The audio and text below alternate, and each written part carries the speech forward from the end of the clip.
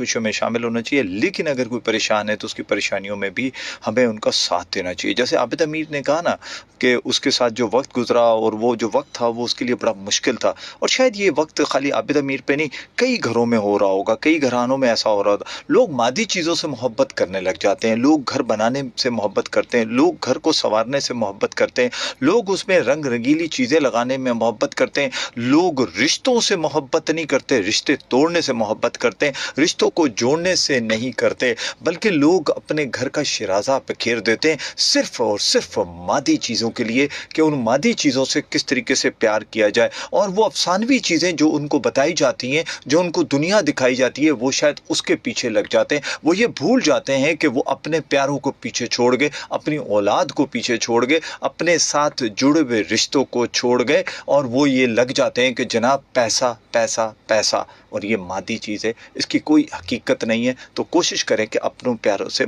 प्यार कीजिए और प्यारों को संभालिए। एक कॉल लेते हैं जी। अस्सलाम वालेकुम।